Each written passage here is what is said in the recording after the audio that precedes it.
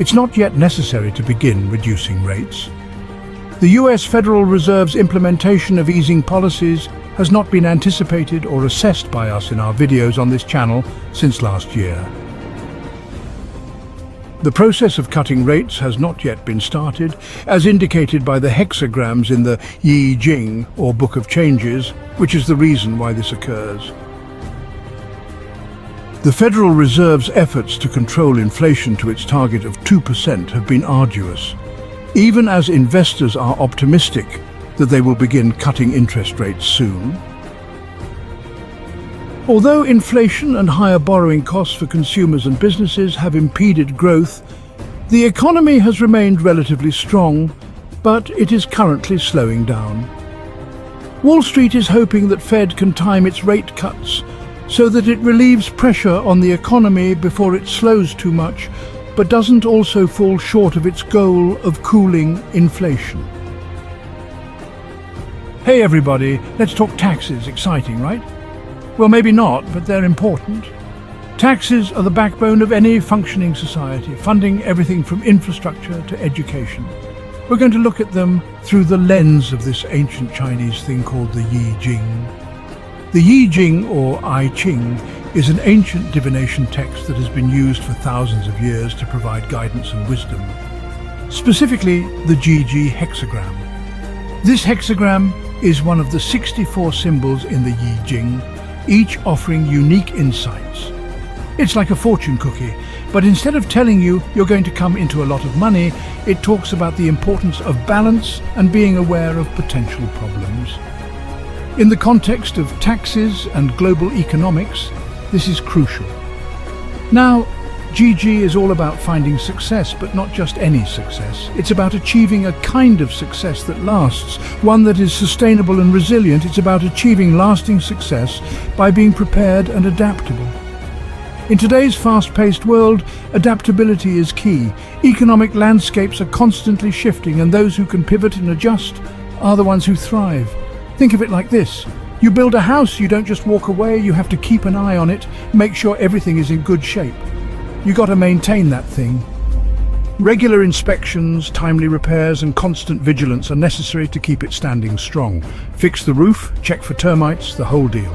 Just like a house, an economy needs regular maintenance and care. That's GG in a nutshell. It's about vigilance, balance and ongoing effort. This might seem a bit out there, using ancient Chinese wisdom to understand global economics, but ancient wisdom often holds timeless truths. But trust me on this, it's more relevant than you might think. The principles of balance and foresight are universal and can be applied to modern challenges, because when it comes to something as complex as global economics, a little balance and foresight can go a long way. By integrating these ancient principles, we can navigate the complexities of today's economic landscape with greater wisdom and insight. So next time you think about taxes or global economics, remember the GG hexagram. It's not just about numbers and policies. It's about creating a balanced, sustainable future for everyone. And in the end, that's what it's all about. Working together to build a world where everyone can thrive. Balance, vigilance and adaptability. These are the keys to lasting success, both in ancient wisdom and in our modern world. All right, let's talk about the G20. Now, this isn't some secret society of world leaders, although it might sound like it.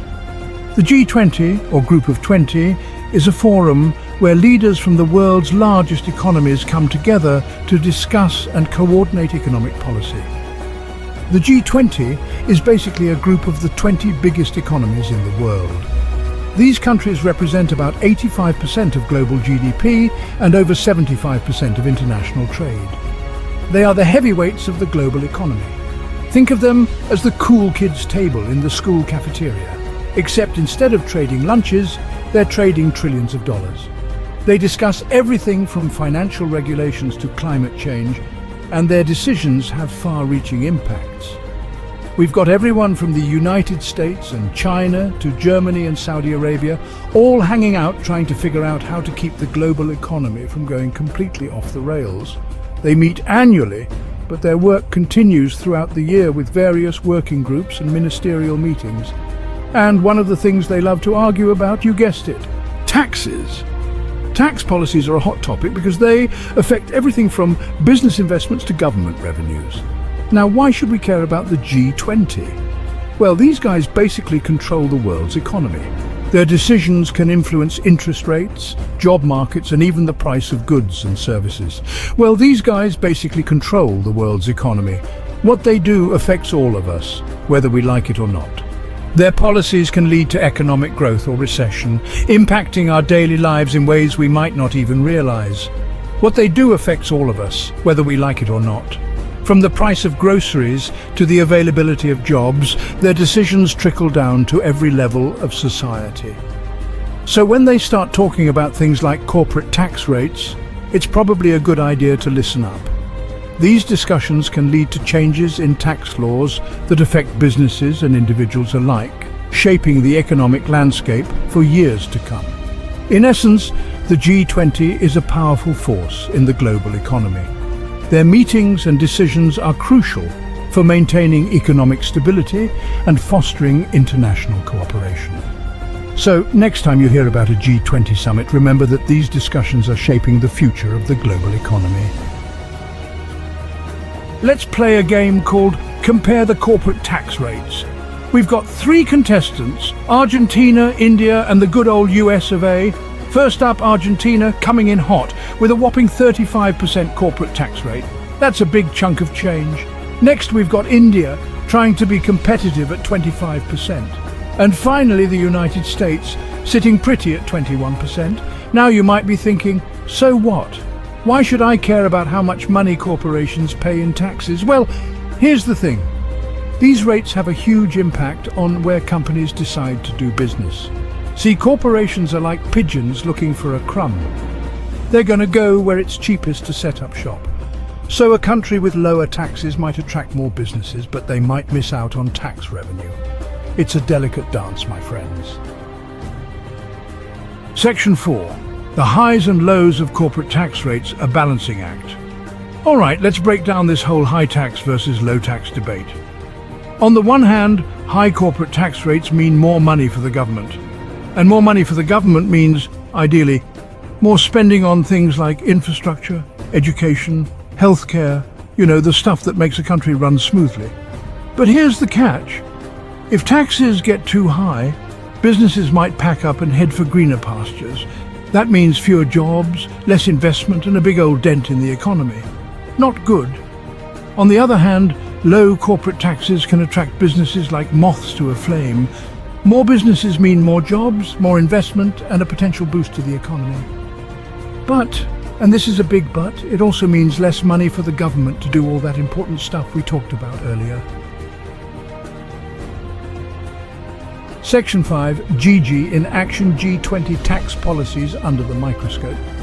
Remember GG, that ancient Chinese wisdom we talked about? Well, it's got a lot to say about finding the right balance, especially when it comes to things like tax policy. See, GG tells us that success isn't just about reaching the finish line, it's about staying there. It's about constantly adapting, being aware of potential pitfalls, and making adjustments along the way. Kind of like what these G20 countries are trying to do with their economies. They're trying to find that sweet spot, that perfect balance between attracting businesses and generating enough revenue to keep their countries running. It's a tough job, but hey, somebody's got to do it. Section 6. Finding balance. Strategic insights for business leaders. Now, you might be thinking, John, this is all very interesting, but I'm not a world leader. I'm just trying to run a business here. Well, guess what? This whole GG thing applies to you too. Just like those G20 countries, businesses need to find that balance between maximizing profits and being responsible corporate citizens. That means paying your fair share of taxes, investing in your employees, and making sure your business is sustainable in the long run. Think of it like this. You wouldn't just take all the profits from your business and stuff them under your mattress, would you? Well, maybe some of you would, but you get the point. You've got to reinvest, you've got to adapt, and you've got to think about the long game. That's what GG is all about. Section 7, Conclusion, Ancient Wisdom for Modern Economic Challenges. So, there you have it. We've explored the depths of ancient wisdom and its surprising relevance to our modern economic landscape. We've journeyed from the ancient wisdom of the Yi-Jing to the complex world of G20 economics. And you know what? It's fascinating to see how these ancient principles can still guide us today. It turns out that ancient wisdom is actually pretty relevant in today's world. Who knew? The principles of balance, awareness and adaptation are timeless and universal. The GG hexagram reminds us that success, whether we're talking about countries or businesses, is about finding balance, being aware of potential problems and constantly adapting. These are not just abstract concepts, but practical strategies that can be applied in our daily economic decisions. It's not always easy, but hey, nobody ever said running the world or a business was going to be a walk in the park. The modern economic landscape is filled with challenges, from market volatility to geopolitical tensions.